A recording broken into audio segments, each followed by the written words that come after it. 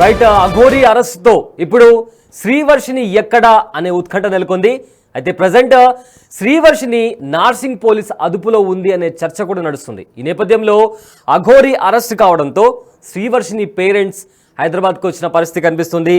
So వాళ్ళు హైదరాబాద్కు వచ్చి కూడా మీడియాతో కూడా మాట్లాడడం జరిగింది. అఘోరి అరెస్ట్ కావడం మాకెంతో సంతోషంగా ఉంది అండ్ అఘోరిని అరెస్ట్ చేయడం కాదు ఉరిశిక్ష వేయాలి అని చెప్పి కూడా అఘోరి తల్లి మీడియాతో మాట్లాడిన పరిస్థితి కనిపిస్తుంది. అదేవిధంగా అఘోరి వల్ల మేము ఇప్పటికే చాలా బాధపడ్డాము, పోలీసులు కూడా మా బాధని చూశారు, ఇప్పటి వరకు కూడా మేము అసలు వర్షినితో మాట్లాడలేదు, మా బాధ పోలీసులు కూడా చూడలేకపోయారు అని కూడా వర్షిని తల్లి ఆవేదన వ్యక్తపరిచింది. ఇదే విధంగా వర్షిని మాతో మాట్లాడేందుకు కూడా ఇంతవరకు ఇష్టపడలేదు, సనాతన ధర్మ పేరుతో ఆ ముసుగులో అఘోరి ఇదంతా చేసింది, ఎన్నో మోసాలకు పాల్పడింది, మమ్మల్ని కూడా మోసం చేసింది అని కూడా శ్రీవర్షిని తల్లి మీడియా ముఖంగా చెప్పడం జరిగింది.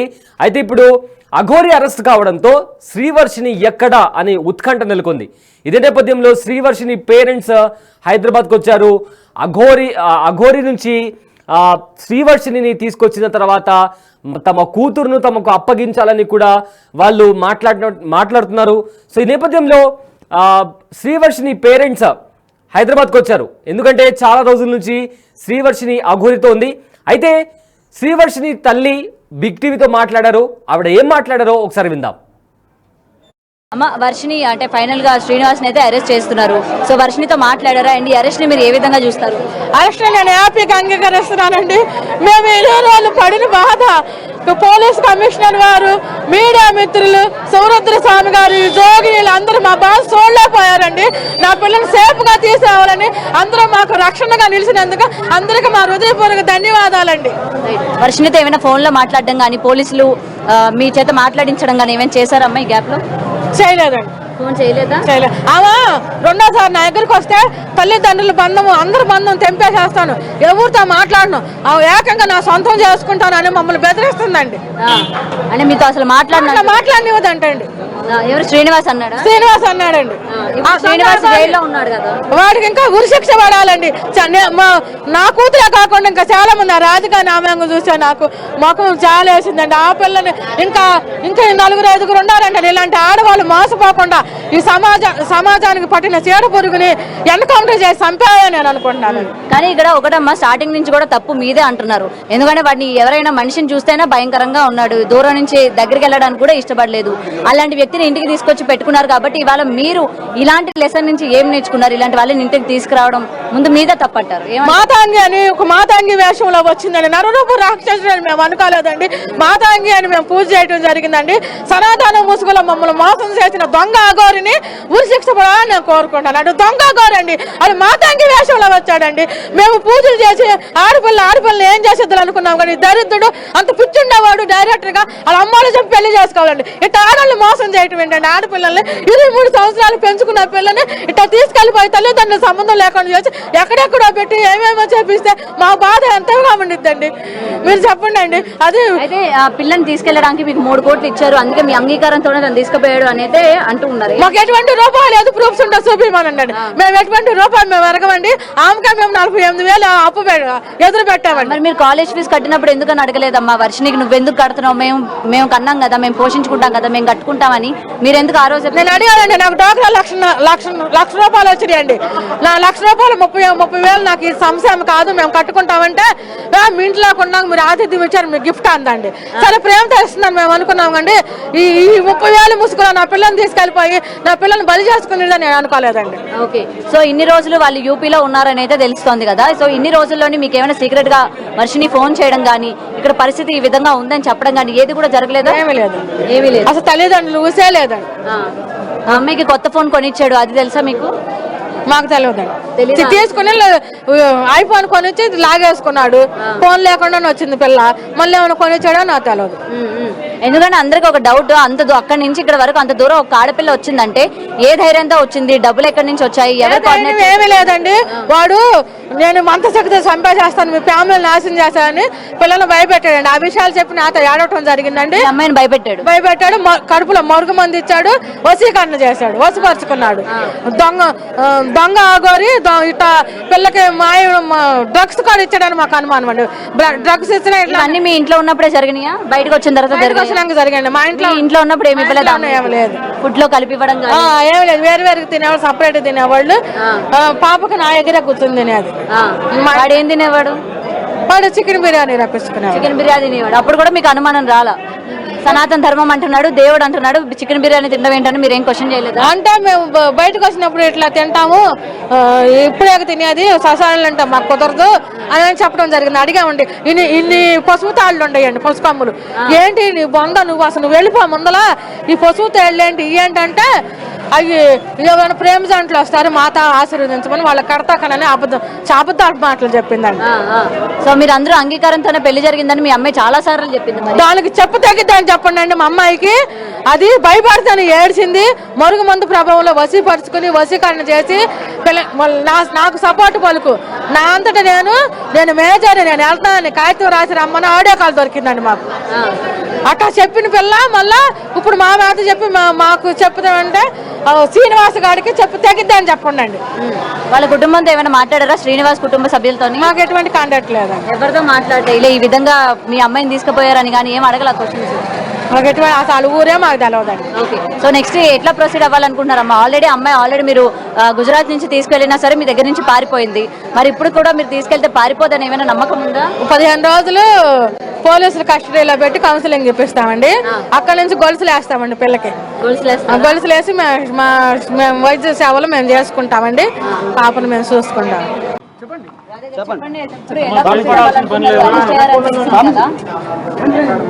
అరెస్ట్ అయినని మాత్రమే తెలుసు, ఇంకా దానికి శిక్ష పడాలి కదా. పోలీస్ డిపార్ట్మెంట్ వాళ్ళు చేసిన ప్రకారంగా వాళ్ళు చేశారు, మిగతాది ఇంకా కోర్టు చూసుకోవాలి కదా.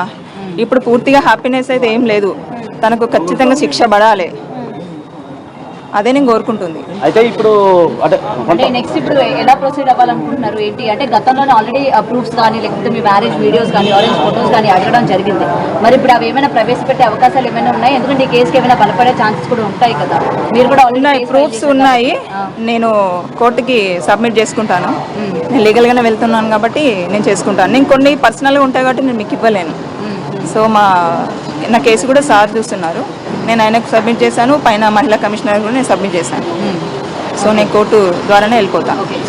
ఇప్పటికీ మీడియాకి ఏమి ఇవ్వాలనుకోవట్లేదు అంటే పర్సనల్ అంటే మ్యారేజ్ ఫోటోస్? ఇప్పుడు నాకు కూడా కొన్ని డీటెయిల్స్ నాకు నిన్ననే వచ్చాయి. ఆ దరిద్రుడు చేసిన ఘనకార్యం నేను ఒక్కదాన్నే కాదు, చాలామంది అమ్మాయిలు ఉన్నాడు. ఒక నన్నే కాదు, వాడు కొంతమందిని పెళ్ళిళ్ళు చేసుకోవాలని చెప్పి కూడా కొన్ని తాళీలు తెచ్చిపెట్టుకున్నాడు. నాకు ఇన్ననే ఇన్ఫర్మేషన్ వచ్చింది. సో నాకు ఇంకా పేపర్స్ రూపంలో నాకు అవి అందలేదు. అవి అందిన తర్వాత నేను ఒక్కొక్కటి కోర్టుకి నేను సబ్మిట్ చేసుకుంటాను. ఒకవేళ రివీల్ చేయాల్సి ఉంటే నేను మీకు మళ్ళీ ప్రెస్ మీటింగ్ పెట్టి కూడా నేను చెప్తాను. డబ్బులు తీసుకున్నాడు. గోల్డ్ అంటే గోల్డ్ కుదోబెట్టి మరీ ఇచ్చిన రోజులు ఉన్నాయి. అవును, ఇదే కాదు గౌతమి గారు, ఇదే కాదు, నెక్స్ట్ చాలా ఉన్నాయి, చాలా ఉన్నాయి, త్వరలో సబ్మిట్ చేస్తాము. మీరు మళ్ళీ ఏమైనా ఆల్రెడీ తను కస్టడీలో ఉన్నాడు కాబట్టి ఏమైనా మాట్లాడే అవకాశం వస్తే మాట్లాడతారా? ఏమైనా అడగాలనుకుంటున్నారా శ్రీనివాస్ని? అతను కనిపిస్తే బతుకుతాడనే గ్యారంటీ అయితే నాకు లేదు. నాలాంటి చాలా మంది అతని మీద, అంటే నా బాధ చెప్పుకుంటున్నాను, మీరు తప్పుగా అనుకోవద్దు, అంత హరాస్ చేశారు తను. చాలా వెక్స్ అయిపోయారండి మహిళలందరూ, చాలా మంది ఉన్నారు. ఇప్పుడు ఈ గ్యాప్ లోని మీరు వచ్చిన తర్వాత ఈ 1 వీక్ గ్యాప్ లోని ఇంకెవరైనా బాధితులు మీకు ఏమైనా ఫోన్ చేశారా? చేశారు, అదే చెప్తున్నాను, విత్ ప్రూఫ్స్ తోటి ఉన్నాయి, 1, 2 కాదు. వాడు చేసిన అరాచకాలంటే ఎన్ని ఉన్నాయంటే జనవరి 1, 2025 రోజున సార్ గురువు గారు సార్ మీరు కూడా ఉండాలి.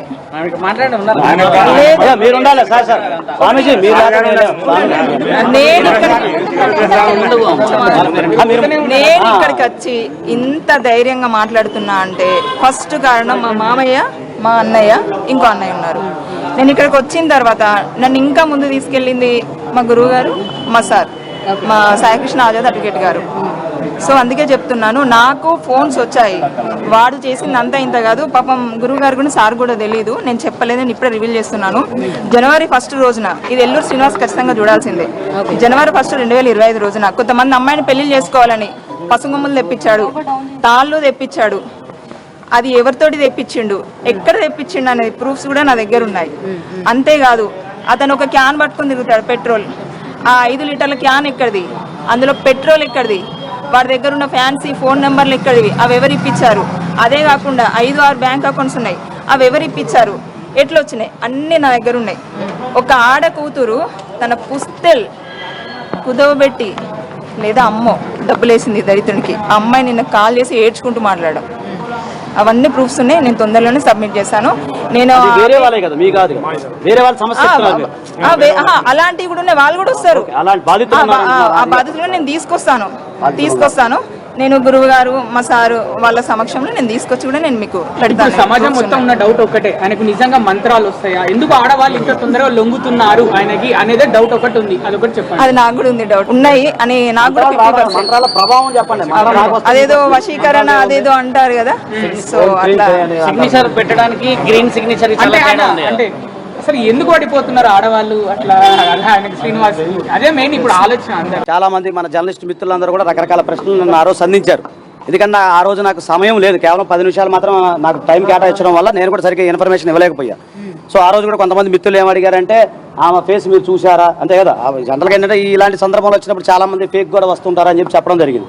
ఇప్పుడు కానీ మీ అందరూ అర్థం చేసుకుంటారని చెప్పి, మీరు అందరూ కూడా అర్థం చేసుకున్నారని చెప్పి ఆశిస్తా ఉన్నాను. ఎందుకంటే ఒక్కొక్క ఎవిడెన్స్ మీకు అందరికీ నేను ఆ రోజు ప్రొడ్యూస్ చేయలేకపోయినా తర్వాత మీకు ప్రొడ్యూస్ చేసుకుంటూ వచ్చాను.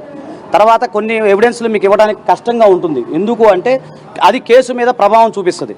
కాబట్టి ఇది ఇంకొక విషయం ఏంటంటే, ఇది మన ఈ 2 రాష్ట్రాలకు సంబంధించిన కేసు కాదు. కొంత ఇన్ఫర్మేషన్ మాకు వస్తూ ఉంది, వేరే వేరే బాధితులు కూడా ఉన్నారు. అది ఇక్కడ కాదు, ఎంపీ నుంచి కానీ తర్వాత వేరే మహారాష్ట్ర నుంచి, మధ్యప్రదేశ్, మరి ఎంపీ అంటే మధ్యప్రదేశ్ నుంచి, మహారాష్ట్ర నుంచి, తర్వాత తమిళనాడు నుంచి కూడా ఇట్లా కొంతమంది బాధితులు ఇప్పుడిప్పుడే కొద్దిగా అప్రోచ్ అవుతా ఉన్నారు.